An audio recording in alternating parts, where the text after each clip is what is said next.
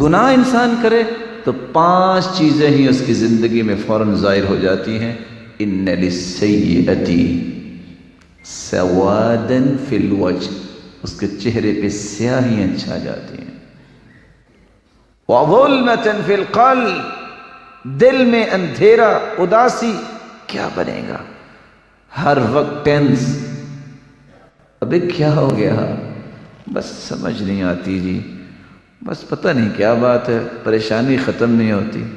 اور بھائی پریشان ہونا انسان ہونے کی نشانی ہے، اور پریشان رہنا یہ بے ایمان ہونے کی نشانی ہے. پریشانیاں تو انبیاء کو بھی آئیں، لیکن مستقل 6 10 سال پریشان رہنا یہ کوئی ایمان والے کا کام تھوڑا. وہ مایوس ہوتا رہا آپ کی رحمت سے. دوسری نشانی، دل میں بیرون کی اور تاریکی آ جاتی ہے. وَوَهْنًا فِي الْبَدَنِ، جسم میں لاغری، موٹا تازہ ہوگا. اور بعض لوگ کہتے ہیں بہت ویٹ لفٹر ہے، وہ 2.5 کلو کا بلینکٹ اٹھا کے فجر کی نماز پہ پیچھے کر کے مسجد نہیں آتا، یہ ویٹ لفٹر ہے. اس سے تو 10 سالہ بچہ زیادہ طاقتور ہے جو اٹھا کے پھینکتا ہے اور پہلی صف میں آ کے نماز پڑھتا ہے. طاقتور کون ہوا؟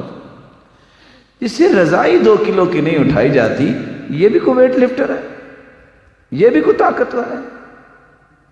عبداللہ بن مسعود رضی اللہ تعالیٰ عنہ مسواک اتارنے کے لیے درخت پہ چڑھے، پنڈیاں بہت باریک تھیں، تو ہوا آئی تو حرکت کرنے لگ گئی. صحابہ مسکرا دیے تو اللہ کے رسول نے دیکھ لیا، فرمایا مما تضحکون، کیوں مسکرا رہے ہو؟ او من دقت ساقی، باریک پنڈیوں کو دیکھتے ہوئے. والذی نفس محمد بیدی انہما اسقل فی المیزان من جبل احد، اس ذات کی قسم جس کے ہاتھ میں محمد کی جان ہے، جب قیامت کو ان کا وزن ہوگا یہ پنڈلیاں احد پہاڑ سے بھی زیادہ وزنی ہوں گی. اور اس کے مقابلے امام شافعی رحمت اللہ علیہ کہتے ہیں شکوت الی وکیع سوء حفظی فارشدنی الی ترک المعاصی، میں نے شکایت کی میرا حافظہ بڑا کمزور ہے. پتہ ان کا حافظہ کتنا کمزور تھا؟ یہ موطا امام مالک جو ہے 9 دن لگے ان کو یاد کرنے میں. کتنے دنوں میں یاد کر لی موطا؟ صرف 9 دنوں میں. اور جب وہ ایک صفحے کو یاد کرتے دوسرے پہ ہاتھ رکھ لیتے تاکہ یہ بھی ذہن میں اسی طرح نہ چلا جائے. لیکن پھر بھی کہتے ہیں میں نے استاد کو کہا میرا حافظہ بڑا کمزور ہے، تو انہوں نے کہا بیٹا گناہ چھوڑ دو تو حافظہ یہ مضبوط ہی رہے. علم سے محروم ہوتا. 7واں نقصان، فإن العبد إذا أذنب الذنب فيحرم به قيام الليل، اللہ ذوالجلال اس سے اپنے تقرب سے محروم کر دیتے ہیں، اس سے قیام اللیل تہجد چھین لیتے ہیں. اللہ جب ناراض ہوتے ہیں تو یہ تو نہیں نا فرشتوں کو کہتے پھونک مارو اس گھر میں جتنا آٹا ہے اور جتنے کھانے پینے کی چیزیں سب مٹی بن جائے، یہ نہیں کہتا. اور نہ یہ ہے کہ اس کے گھر کے ارد گرد ایسا سسٹم بنا دو کہ ہوا نہ اس کو جائے. اللہ جب کسی ناراض ہوتا ہے اس کو دھتکار دیتے ہیں، اپنے سے دور کر دیتے ہیں، قریب نہ ہو. اسی لیے کہنے والے نے کہا تھا کہ یہ نہ کہا کرو میں نماز نہیں پڑھتا، یہ کہوں میں اتنا بد نصیب ہو گیا کہ اللہ ذوالجلال نے مجھے اپنے سامنے کھڑا کرنے کے لائق ہی نہیں سمجھا. گناہ کی وجہ سے انسان اللہ کے تقرب سے محروم ہو جاتا ہے.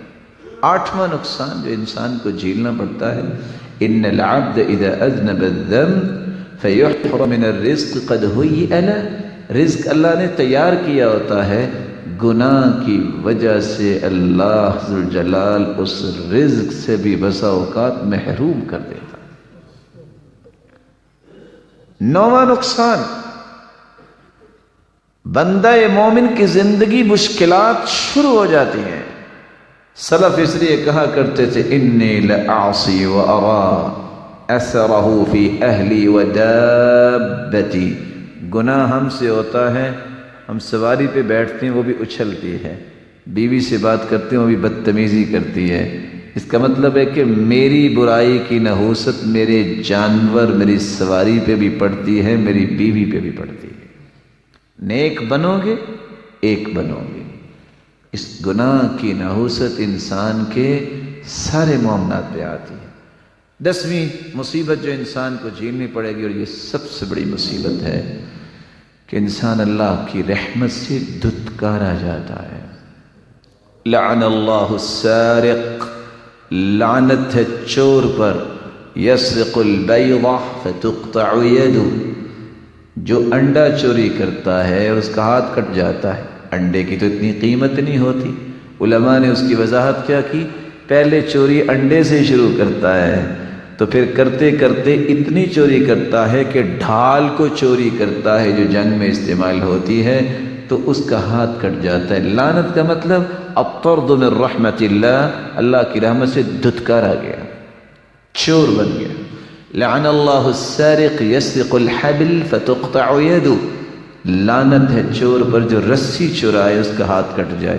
رسی تو ربع دینار کی نہیں ہوتی، ربع دینار ہو چوری تو تبھی ہاتھ کٹتا ہے، پہلے وہ کسی کے گھر سے رسی چراتا ہے، پھر وہ کرتے کرتے اس آہنی تار کو بھی چوری کرتا ہے جس کے ساتھ کشتیاں باندھی جاتی ہیں، اس کو بھی عربی میں حبل کہتے ہیں، اس کا ہاتھ کٹ جاتا ہے۔